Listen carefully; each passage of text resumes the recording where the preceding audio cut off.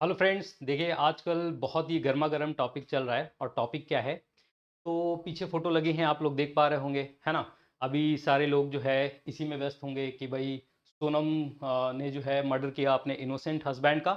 और मेरठ में जो बहुत वायरल हुआ था ये वीडियो, क्योंकि यहाँ पर कुछ ऐसा किया गया था मुस्कान के द्वारा, उसकी वाइफ के द्वारा।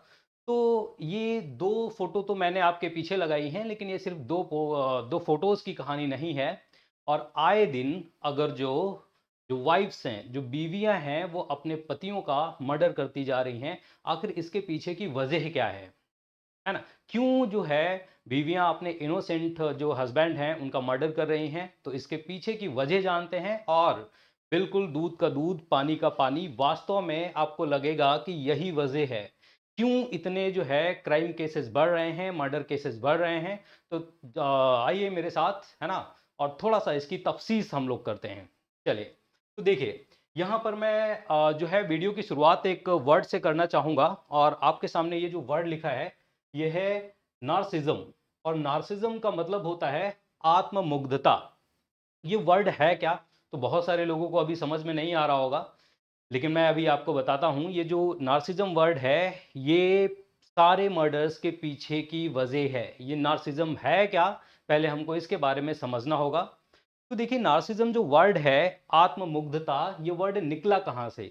तो ग्रीक मैथोलॉजी है, ग्रीक पौराणिक कथा। और वहाँ पर ग्रीक पौराणिक कथाओं में एक कहानी है। और उस कहानी में एक नार्सिसस, ये जो है नार्सिसस नाम का जो है युवक रहता है ना, युवा रहता है। और वो बहुत सुंदर होता है, बहुत सुंदर होता है, अपने बारे में ही सोचता रहता है, अपनी प्रशंसा ही सुनने को तैयार रहता है। और एक दिन अचानक क्या होता है कि वो एक तालाब के किनारे पहुंच जाता है। यही नार्सिसस जो युवक है, ये एक तालाब के किनारे पहुंच जाता है। और तालाब में अपना ही फोटो देख लेता है। अपना जब फोटो देखता है तो अपनी ही सुंदरता पर ये इतना मोहित हो जाता है कि वहां से ये हट नहीं पाता। और वहां से हट नहीं पाता। और अपनी ही फोटो को देखते देखते देखते देखते देखते देखते इसकी मौत हो जाती है। आप सोचिए कि अपने बारे में कोई इंसान इतना सोचे, सब कुछ जो है अपने बारे में, मैं ही बहुत सुंदर हूं, मैं ही परफेक्ट हूं। और वो जो है अपनी फोटो को देखते देखते देखते देखते कहीं जा नहीं पाया और उसकी मौत हो जाती है। तो ये जो नार्सिसस जो युवक है, इसी से जो वर्ड निकला है नार्सिज्म, आत्ममुग्धता। अब यही सारी कहानी की जड़ है। अब हम लोग थोड़ा सा समझते हैं कि नार्सिज्म जो है ये क्या है। मैं आपको थोड़ा थोड़ा अभी समझाता हूं। देखिए, जो नार्सिज्म है, आत्ममुग्धता, तो आत्ममुग्धता के जो शिकार इंसान होते हैं, ऐसे इंसानों को हम बोलते हैं नार्सिस्ट। और अगर जो आप अभी विकिपीडिया पे या गूगल वगैरह पे अगर जो डाल के अगर जो आप देखेंगे, तो ये एक मेंटल डिसऑर्डर है, ये मानसिक बीमारी है ना, नार्सिज्म, है ना। और नार्सिज्म या आत्ममुग्धता से जो जो पीड़ित व्यक्ति हैं, उनको हम नार्सिस्ट कहते हैं, आत्ममुग्ध कहते हैं। और आत्ममुग्ध जो लोग होते हैं, वो देखिए क्या है, अपने आप को ही ये सुपीरियर मानेंगे, बस मैं ही हूं और कोई नहीं है। अपने आप को ही सुपीरियर मानेंगे। जो चाहिए बस वो चाहिए। अगर जो ये चाहिए, फिर किसी कीमत पर कैसे भी बस चाहिए। ठीक। दूसरों पर कंट्रोल करना चाहेंगे, ऑल टाइम ये दूसरों पर कंट्रोल करने की कोशिश करेंगे। और इनमें ईगो बहुत होता है। और ईगो के चलते चाहे जितना बड़ा कांड हो, मर्डर हो, कुछ भी हो, ये करने को तैयार रहते हैं। तो ये जो नार्सिस्ट पर्सन्स हैं, आखिर ये जो इसकी विशेषताएं हैं, जो चाहिए वो चाहिए, दूसरों पर कंट्रोल, अपने आप को ही सुपीरियर मानना, ये सारी चीजें कहाँ से आई, मैं आपको बिल्कुल कहानी समझाता हूं इसकी। देखिए, इसकी जो शुरुआत होती है, इसकी शुरुआत होती है टॉक्सिक पेरेंटिंग से, है ना। देखिए, पेरेंटिंग बहुत अच्छी बात है कि भाई अपने बच्चों की जो परवरिश है वो अच्छे तरीके से करनी चाहिए। लेकिन एक होती है टॉक्सिक पेरेंटिंग। ये टॉक्सिक पेरेंटिंग क्या होती है? तो देखिए, टॉक्सिक पेरेंटिंग क्या होती है कि भाई जब मम्मी पापा आपके कहें कि मेरी जो बिटिया रानी है ना, बिटिया रानी, मेरी जो बेटी है वो क्या है, मेरी बेटी तो रानी है। ठीक। मेरी बेटी जो है वो रानी है। मेरी बेटी एकदम परफेक्ट है, ये तो गलत हो ही नहीं सकती, चाहे जो हो जाए, ये परफेक्ट है। और अपनी बेटी से कहेंगे तू जैसी है वैसी रहना, तो एकदम परफेक्ट है ना। चेंज होना हो तो सामने वाला होगा, क्योंकि तू तो एकदम परफेक्ट है, 100% सही है। दूसरी बात देखिए, और परवरिश में क्या क्या जोड़ा जाएगा, और माता पिता क्या कहेंगे, और माता पिता ये कहेंगे कि कोई बात नहीं, जैसे मजे मजे में ही कह दिया कि जैसे कि आप लोगों के घर में ये चीजें आप सुन भी पाते होंगे। ठीक, अगर जो बेटी खाना नहीं बना पाती है तो कहेंगे कोई बात नहीं, शादी जब इसकी हो जाएगी ना तो खाना बनाने वाला साथ में भेज दिया जाएगा, कोई प्रॉब्लम नहीं। जब शादी हो जाएगी तो खाना बनाने वाला जो है वो साथ में भेज देंगे, है ना। खाना बनाने वाला साथ भेज देंगे, ठीक समझते रहना। खाना बनाने वाला इसके साथ में भेज देंगे, कोई प्रॉब्लम नहीं है। नहीं आता है खाना बनाना, कोई प्रॉब्लम नहीं है, ना आए। और बेटी या बेटे ने जो मांगा तुरंत दे दिया, देर नहीं होनी चाहिए। बेटा है बेटी है, जो मांगा गया, एक लफ्ज मुंह से निकला, है ना, जो मांगा गया वो तुरंत प्रोवाइड करवा दिया गया, जो मांगा गया तुरंत दे दिया गया। अब इससे देखिए होगा क्या, ठीक, दे दिया गया, ठीक। अब ये जो पेरेंटिंग हो रही है ये पेरेंटिंग नहीं है, ये टॉक्सिक पेरेंटिंग है। इससे होगा क्या, वास्तव में मैं आपको ऐसा टॉपिक समझा रहा हूं, है ना। आप अपने घर में भी आसपास देखेंगे, और ये आए दिन जो मर्डर हो रहे हैं ये क्यों हो रहे हैं, क्यों लोग बदलते जा रहे हैं, इसके पीछे की वजह आप समझ पाएंगे। तो देखिए, अब ये सब हुआ तो अब होगा क्या, ये जो बच्चा बड़ा होकर, है ना, जब ये बच्चा बड़ा होगा, बेटा हो या बेटी हो, अभी हम लोग बेटियों के बारे में बात कर रहे हैं, ये बेटी जब बड़ी होगी तो अपनी गलती कभी नहीं मानेगी। अपनी गलती मानने का सवाल ही नहीं है, ये अपनी गलती कभी मानेगी नहीं। क्यों नहीं मानेगी भाई, जब माँ बाप ने 25 साल तक कहा है परफेक्ट हो परफेक्ट हो परफेक्ट हो, तो जब परफेक्ट है ही तो वो गलती कर ही नहीं सकती। अब गलती कर नहीं सकती तो ये कभी अपनी गलती मानेगी ही नहीं। दूसरी बात, दूसरों की फीलिंग्स की कद्र ये कभी कर ही नहीं सकती। ऐसी बेटी दूसरों की फीलिंग्स की कद्र बिल्कुल नहीं है। सिंपल सी बात है, जब परफेक्ट हो ही, गलती होगी ही नहीं, तो सीधी सी बात है, जब सामने वाला ही गलत है तो फिर उसकी फीलिंग्स की कद्र क्या करना, गलत इंसानों की कद्र क्या करना। ये कभी भी दूसरों की फीलिंग्स की कद्र नहीं करेगी, अपने ही बारे में सोचेगी। अपनी फीलिंग क्या है, अपना इमोशन क्या है, सब कुछ वही है इसके लिए। अब यही बेटी जब बड़ी होगी तो तारीफ चाहिए इसे, चाहे झूठी हो। क्यों? क्योंकि माँ बाप ने हर एक एक घंटे पर उसकी तारीफ की है, तारीफ की है। तू ऐसी है, तू बहुत अच्छी है, तू ऐश्वर्या राय की तरह जो है एक्टिंग करती है, माधुरी दीक्षित की तरह डांस करती है। भले ही डांस ना वो कर पा रही, लेकिन इतनी आपने तारीफ कर दी है, आलोचना आपने अब कभी उसकी की ही नहीं है।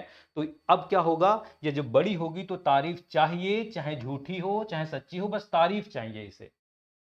दूसरी बात, मैं सुपीरियर हूं, ये भाव इसके अंदर घर कर जाएगा। मैं सुपीरियर हूं, क्यों सुपीरियर हूं, तो भाई मेरी रानी बिटिया थी, बिल्कुल परफेक्ट थी, सब कुछ जो है जब परिवार में ऐसे बनाया गया है, तो मैं सुपीरियर हूं, मैं कभी गलत हो ही नहीं सकती। ये वाला भाव उसके अंदर बैठ जाएगा, और दूसरों पर कंट्रोल करने की इसकी आदत बन जाएगी। कंट्रोल क्यों करने की आदत बन जाएगी, तो भाई जब शादी हुई थी, खाना नहीं बना रही थी, तो माँ बाप ने मजाक में ही सही ये कह दिया था कि भाई ठीक है, बेटी जाएगी और खाना नहीं बना पाती, कोई बात नहीं है, इसके साथ में हम लोग क्या कर देंगे, एक नौकर भेज देंगे, वो खाना पीना बनाएगा।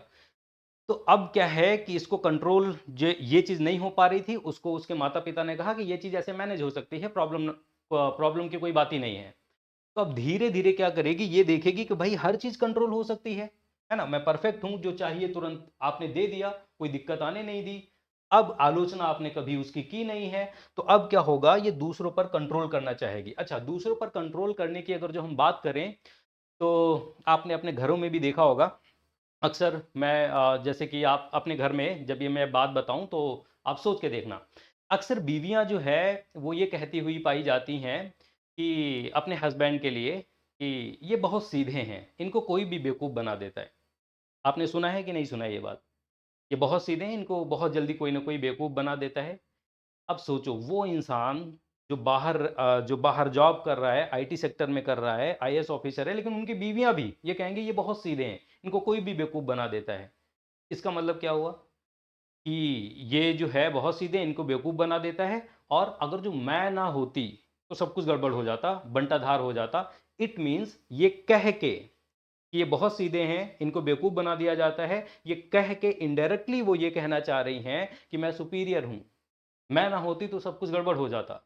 यही तो बात है। आप देखिए, ये एग्ज़ाम्पल आपको मिलेंगे। दूसरी बात, अब अगर जो सिंपल सी बात है कि यहाँ पर देखिए, एक तो ये बात हो गई, दूसरी देखिए क्या बात हो गई। दूसरी ये बात है, अब जब शादी होगी बेटी की और ये किसी के घर जाएगी, तो अब ये कहना शुरू करेगी, मैंने अपना माँ-बाप मैं छोड़ के आई हूँ, मैं अपना करियर दाँव पे लगा के यहाँ पर आई हूँ। अब इतना सब कुछ अगर जो करके आई हूँ, तो ये चीज़ें कह-कह के वो अपने आप को बलिदान की देवी के रूप में प्रेज़ेंट करने की कोशिश करती है। बलिदान की देवी, मैंने भाई इतना बलिदान किया है, तो इनडायरेक्टली वो क्या कहना चाह रही है? इनडायरेक्टली आपसे ये कहना चाह रही है, मैंने इतना बलिदान किया है, ये सब मैं छोड़-छाड़ के आई हूँ और अब जो मैं कहूँ वही तुम करोगे। कंट्रोल करना चाह रही है। जो मैं कहूँगी वही आप करोगे। तो ये चीज़ें कहाँ से आई हैं? ये टॉक्सिक पैरेंटिंग से। अब ये टॉक्सिक पैरेंटिंग देखिए आगे चल के कैसे दिक्कत बनने वाली है, थोड़ा-सा और चीज़ें समझते हैं। एक तो टॉक्सिक पैरेंटिंग इसका रीज़न है। दूसरा देखिए, सोशल मीडिया और उसका जो वैलिडेशन कल्चर है, सोशल मीडिया और उसका जो वैलिडेशन कल्चर है, ये भी बहुत ज़िम्मेदार है इसके लिए। देखिए होता क्या है, सेल्फीज़ डाली जाएँगी, रील्स डाली जाएँगी, है ना? सोशल मीडिया प्लेटफ़ॉर्म पे, है ना? अब होगा क्या? प्रत्येक लाइक और कमेंट से, क्योंकि ईगो फीड होगा यहाँ पर। अब आपको इंतज़ार रहता है ना? 50 लाइक आए, ठीक, 1 घंटे के बाद फिर तुरंत खोल के आपने देखा, 60 लाइक आ गए, है ना? लाइक आ गए, कमेंट आ गया, तुम तो बहुत अच्छी लग रही हो, अरे वाह! क्या बात है, ऐसा तो कोई दिखता ही नहीं है, कोई लगता ही नहीं है। अब ऐसे अगर जो कमेंट अगर जो आने लगे और जो लाइक आ रहे हैं, इससे क्या होगा कि आपकी ईगो फीड हो रही है। ईगो फीड हो रही है कि मैं ही सब कुछ हूँ, ठीक है? और मैं ही सब कुछ हूँ और वो बूस्टअप आपको करते जा रहे हैं। लाइक कमेंट, हाँ, बिल्कुल सही, आप सुपीरियर हो, आप परफेक्ट हो और वो कमेंट और वो लाइक जो है, वो ये साबित कर रहे हैं कि हाँ, आप सही हो, आप सब कुछ ठीक कर रही हो। तो अब यहाँ से ये क्या होगा कि ये आपकी ईगो फीड करते हैं और तुम स्पेशल हो, तुम कभी गलत हो ही नहीं सकती, इसका बूस्टअप जो है आपको लगातार दिया जा रहा है, लगातार दिया जा रहा है और हम अपने आप को सोशल मीडिया से ही जोड़कर देखने लगते हैं, रियल लाइफ से बिल्कुल डिस्कनेक्ट हो जाते हैं। तो कहीं न कहीं ये भी ज़िम्मेदार है, सोशल मीडिया और वैलिडेशन कल्चर, क्योंकि सोशल मीडिया पर कोई चीज़ अपलोड करके हम अपने आप का वैलिडेशन चाहते हैं कि मैं सही हूँ और भई दूर बैठा इंसान, उसको क्या आपके बारे में पता है कि कैसे आप रहते हैं, क्या करते हैं, वो तो ठीक है, बहुत अच्छा है, वो तो बूस्ट अप करता ही जाएगा, है ना? और तीसरा देखिए रीज़न क्या है, टॉक्सिक फेमिनिज़्म। अच्छा, एक वर्ड देखिए, फेमिनिज़्म बुरी बात नहीं है, नारीवाद बुरी बात नहीं है कि भाई अगर जो महिलाएँ बहुत दिनों से दबाई गई थीं, तो उनको उठाया जाना चाहिए, उनको उठाने के लिए जो है कदम स्टेप्स जो है लिए ही जाने चाहिए।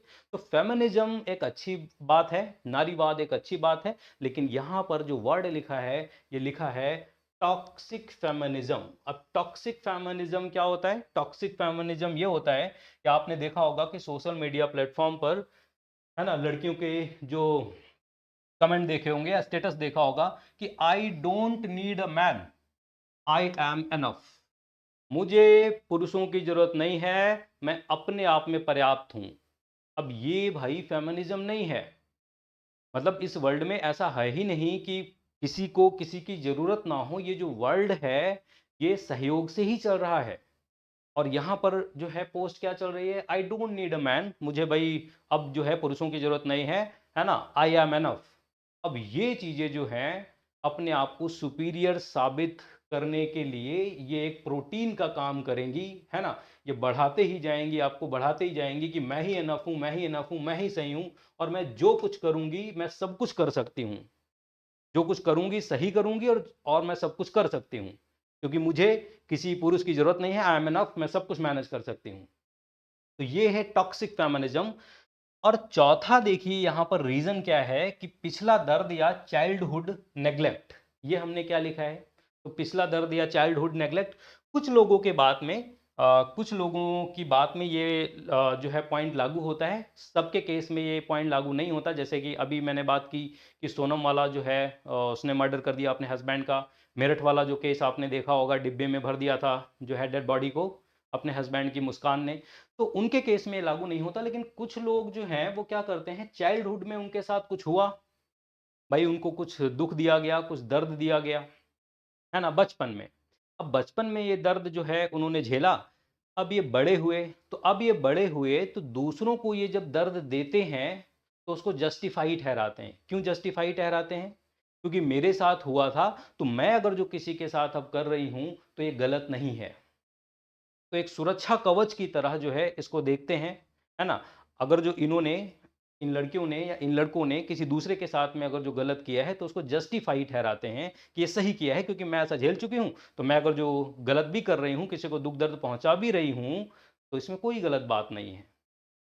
तो ये सारे रीजंस मिलके देखिए क्या बनेंगे। ये सारे रीजंस जो हैं, ये सारे जो कारण हैं, पिछला दर्द या चाइल्डहुड नेग्लेक्शन, टॉक्सिक फेमिनिज्म और सोशल मीडिया का वैलिडेशन कल्चर, और साथ साथ में सबसे इंपॉर्टेंट बात है टॉक्सिक पेरेंटिंग।